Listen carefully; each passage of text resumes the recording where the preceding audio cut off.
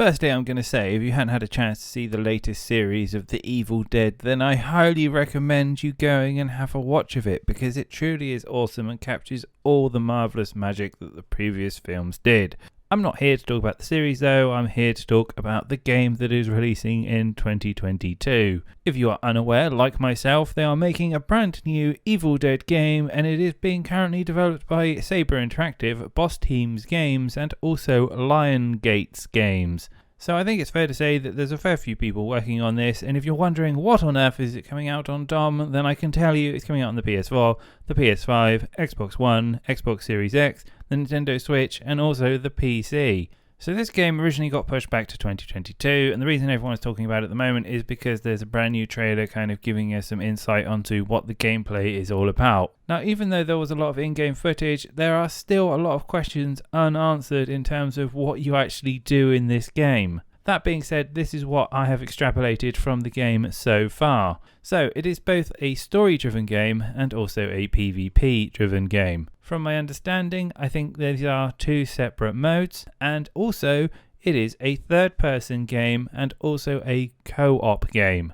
So you will take the role of one of the prestigious characters from the beloved series. The levels and what you do are all based around iconic areas in the shack. So you've got S-Mart, the pit, the cabin in the woods, for example. And this is where things get a little bit hazy and it's not 100% clear on what you actually have to do in the game. There is some brief commentary that you have to collect artifacts, but it wasn't clear if they were like hidden bonuses or actual objectives of the game. But what was clear is that once you have enough of these things, you then do a spell to get rid of the evil. In terms of how each character works, it looks like each of the characters comes with its own weapon type. There were no examples of you picking up new weapons and being able to use them in different manners. But the engine itself did look pretty good, the characters and the skins look well polished, and the lighting definitely set up the same sort of ambience that the original horror series provided. Interestingly enough, there was also some open world elements as you were able to drive the cars around. Whether or not this means that the maps are absolutely huge and you'll need to do so, or they're just part of the whole game mechanic, we will have to wait and see on a later date. There was plenty of gory, over-the-top action, which is definitely what you would expect for an Evil Dead game, and there seems to be a whole host of kill sequences that kind of glorify and show off the ancient ways of popping zombies' heads off. Now, albeit that the melee actions actually look quite good and fun, where it let itself down was on the gun animations. This to date is probably the most disappointing thing that I've seen out of the gameplay so far. The guns felt like they had no weight to them, no sound, and no visual effect whatsoever,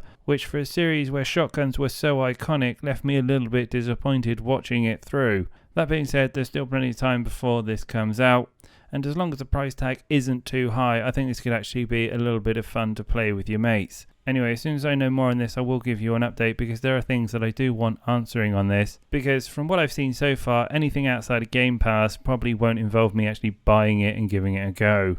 Anyway, as usual, let me know what you think in the comments below. I will be back with more game news and reviews soon, but stay healthy, stay well, and talk to you later.